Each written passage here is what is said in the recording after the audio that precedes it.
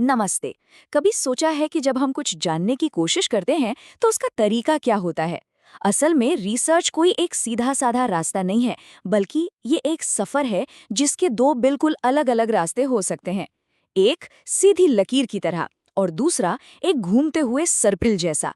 तो चलिए आज इसी पड़ताल में इन दोनों रास्तों को समझते हैं। हम सबके मन में ना दुनिया को लेकर ढेरों सवाल होते हैं, है ना? मुश्किल से मुश्किल सवाल। तो भाई इनका भरोसेमंद जवाब मिलता कैसे है? यहीं पर काम आता है रिसर्च यानी शोध। ये वो जरिया है, वो टूल है जो हमें खोज करने में और अपने आसपास की दुनिया के बड़े से बड़े सवालों का जवाब ढूंढने में मदद करता है। तो आगे हम क्या-क्या देखने वाले हैं? सबसे पहले हम ज्ञान के इन दो रास्तों को जानेंगे, फिर रैखिक यानी क्वांटिटेटिव रास्ते पर चलेंगे, उसके बाद वृत्ताकार यानी क्वालिटेटिव रास्ते को समझेंगे, फिर दोनों की तुलना करेंगे और आखिर में ये देखेंगे कि हमें इन दोनों की जरूरत क्यों है। तो चलिए शुरू करते हैं हमारे पहले रास्ते से। रेखिक पथ यानी क्वांटिटेटिव रिसर्च पर एक नज़दीकी नज़र डालते हैं। इसे ऐसे समझिए जैसे ये एक बिल्कुल सीधी, पहले से तय की हुई यात्रा है, जिसका हर कदम पता है कि अगला क्या होगा। तो आखिर ये क्वांटिटेटिव रिसर्च है क्या? सीधी भाषा में कहें तो ये एक ऐसी प्रोसेस है जो पूरी तरह से नंबरों, आंकड़ों और नापतोल पर चलती है। इसका मकसद होता है वस्तुनिष्ठ रहना, मतलब अपनी पर्सनल फीलिंग्स या राय को साइड में रखकर सिर्फ फैक्ट्स पर फोकस करना। और ये परिकल्पनाओं का टेस्ट करती है। परिकल्पना मतलब बस एक अंदाजा, एक थ्योरी जिसे नंबरों के डेटा से परखा जाता है कि वो सही है या नहीं। और ये जो सीधी रेखा वाली बात है ना, वो इस कोट में बिल्कुल साफ हो जाती है। जरा सोचिए, एक हाथ एक नोटबुक पर एक सीधी लकीर खींच रहा है। बस यही है क्वांटिटेटिव रिसर्च। रिसर्च करने वाले पहले से ही एक पूरा नक्शा, एक पूरा प्लान बना लेते हैं और फिर बस उस पर कदम ब कदम चलते जाते हैं। कोई भटकाव नहीं, कोई इधर उधर नहीं। ये देखिए, ये रहा वो नक्शा।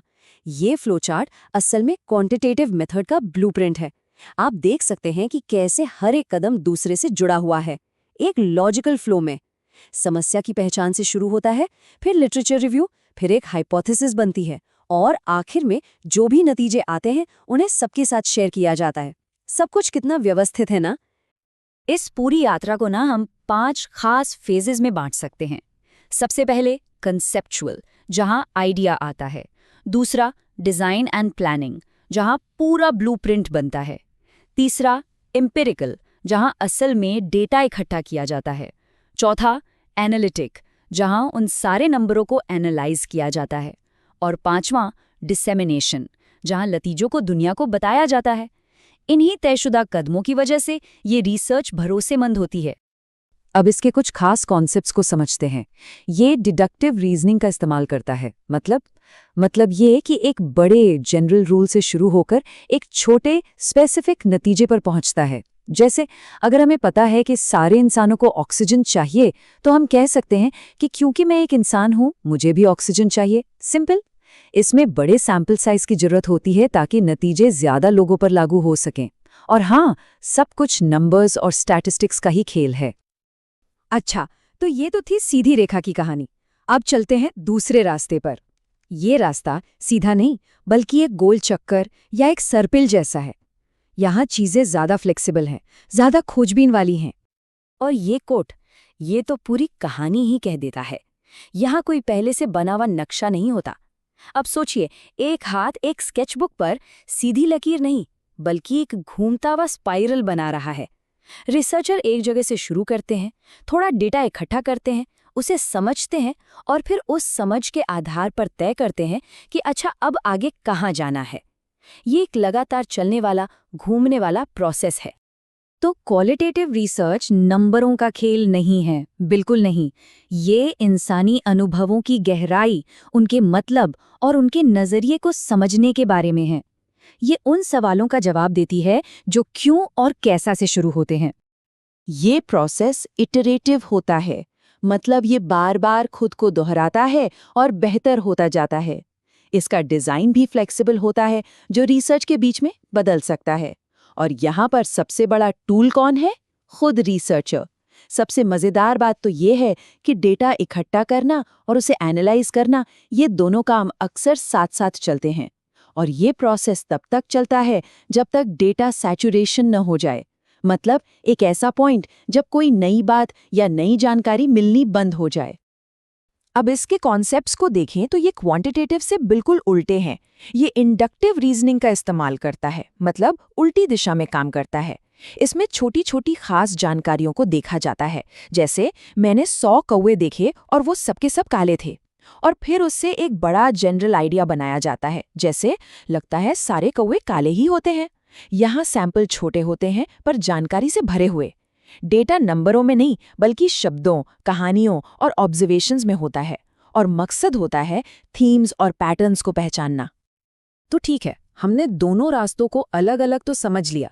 अब जरा दोनों को आमने सामने रखकर देखते हैं ताकि फर्क बिल्कुल शीशे की तरह साफ हो जाए।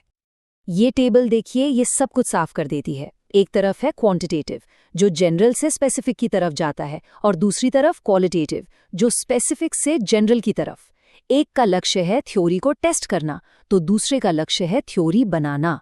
एक में डेटा नंबरों का है, दूसरे में शब्दों और तस्वीरों का।